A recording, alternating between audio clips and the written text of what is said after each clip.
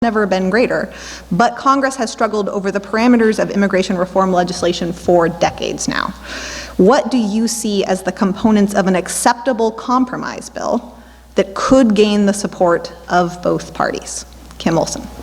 Well, I think you have to separate the immigration narrative that we have right now, and I'm going to take it on the first side, which is if we want to grow our economy, and especially in TX24, you talk to any small business owner, just as Richard said, you have to have immigrants to begin to do the work. If you want to expand your business, you have to have immigration in this country in order to get workers. I live in Colleyville, and you look down at 26, and all it is yellow cones as far as you can see. Why? Because they can't find workers to work on the roads. You talk to people down in Houston, they can't find workers to build homes. And if you heard NPR the other day, the restaurant business, the association restaurant business, in the next 10 years is looking for 1 million workers to work in the restaurant business, otherwise there won't be any. So that's the first segment of it. Let's find a way, let's get workers, let's do comprehensive reform that helps both business and the community at large. The other side is, and I'll say it out loud,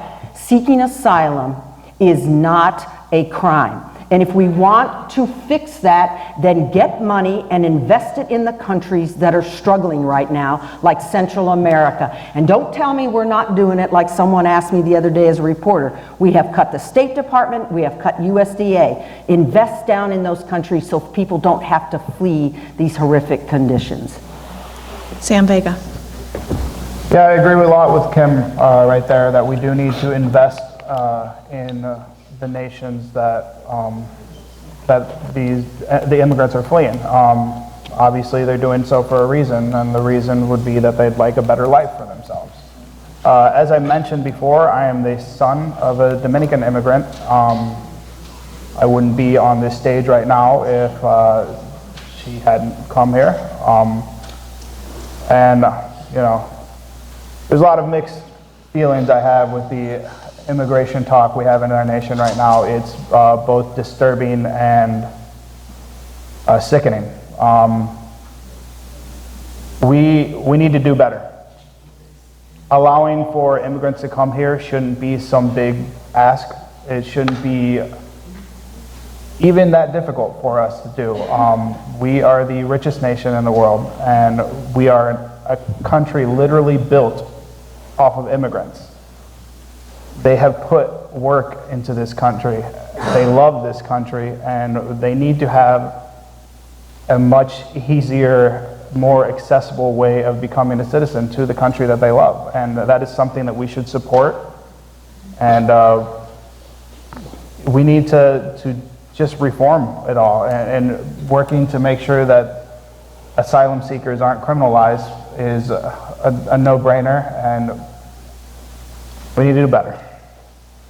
I want to remind everyone that the question was specifically about the components of an acceptable compromise bill that could gain the support of both parties. I'm sorry, can you say again? I said that the question was about the components of an acceptable compromise bill on immigration that could gain the support of both parties. I'm sorry, I can't hear you.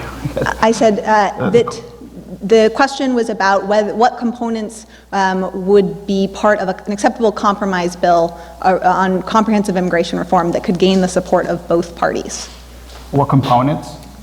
What would such a bill look like? Yeah. I'm sorry. What would a bill that could gain bipartisan support look like? What would a bill look like that you would introduce for immigration reform? A compromise. Like a compromise. Oh, okay. I'm sorry. I have bad hearing. Don't know if anybody else knew that, but I have partial hearing loss in both ears, so you've been difficult for me to hear the entire night. Two components that I think need to be done, and for policy-wise, again, making sure that the criminalization of asylum seekers is just not a thing anymore. That is completely legal, and we need to make sure that we do that. The second thing I think is just need to be much more clear on how to become a citizen. I think the process right now is so cumbersome and awful that it's just borderline impossible sometimes, or at the very least it takes so long, like years. There are people that sometimes are waiting decades to become citizens. John Began. I grew up on the border. I grew up in El Paso, where the wall, the bit that they've put up and it fell down. That is going up about a mile from where I grew up. It's a great community. I love that community. It was a very international community. It was very multicultural. It was just fantastic. The wall idea sells really well to people in New York and Ohio and people who have never been to the border. Yeah. For those of us who have, it's a stupid idea. And that is something I will not compromise on. I do not have any opening for a wall.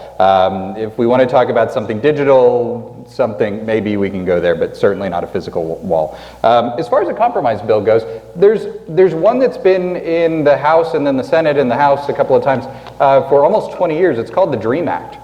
It was put together by Dick Durbin and Orrin Hatch. It doesn't get much more bipartisan than that.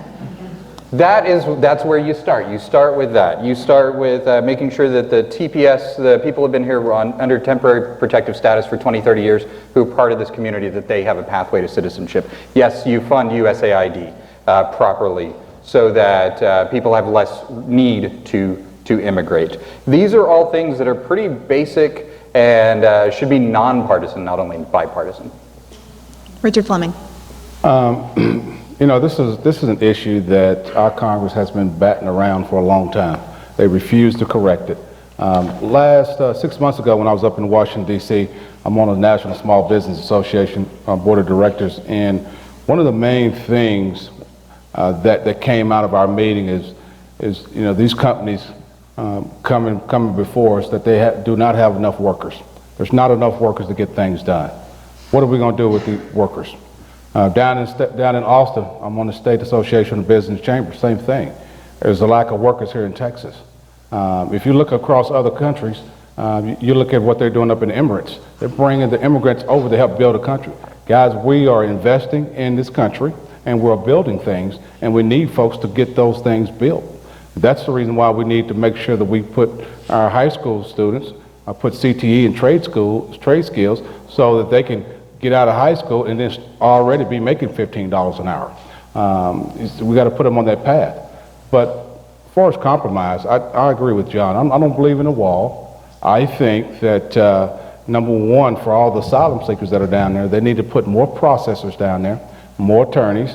When all that stuff was going on, they sent a bunch of attorneys down there to help process. They need to empower some of the other workers to make decisions on some of those asylum cases so they can get those reduced.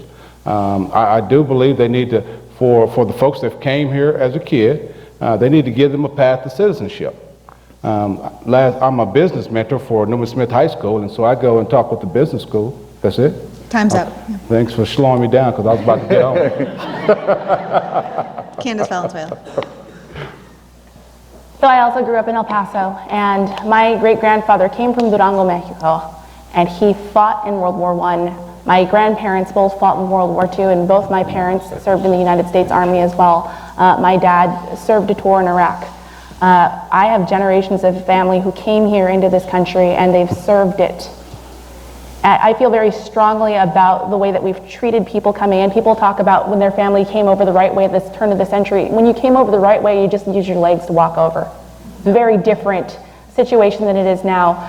The things that I think that I can't compromise on is, again, a wall, especially one that needs vast holes in it. It makes no sense. It's a waste of money that we can be putting into other infrastructure. I won't compromise on separating families. Nobody should compromise on separating families. But I think that a while ago, George W. Bush had a work visa program. Some folks want a path to citizenship. We should work strongly on that. But some folks just want a temporary work visa. I think that I would be able to work with Republicans on developing something like that. Jan McDowell. On the idea of compromise, if you're talking about right and left, there should be a meet in the middle, a way to talk and come up with ideas in the middle. If you're talking about right and wrong, that's not the time to compromise. Kids in cages is wrong. We don't compromise on anything like that. So we need to be clear on that. There's a group that's active in District 24 and around the state. It's called Justice for Our Neighbors. And they spend a lot of time at the border helping people who are seeking refuge, seeking asylum, seeking citizenship, helping with navigating the paperwork to get here. providing meals, all sorts of things. There's just wonderful work going on by people in District 24 we should be supporting. There was also a group in Congress called the Gang of Eight, and I don't remember the year, I think it was maybe 5 or 6 years ago. They had come up with a very robust suggestion for immigration policy. And I think that the, dastardly money in politics probably ate that, and suddenly there were congressmen that didn't survive coming up with such a thing as compromise. So those are the kinds of things, and of course the DREAM Act, those are the ways that we can hopefully move forward.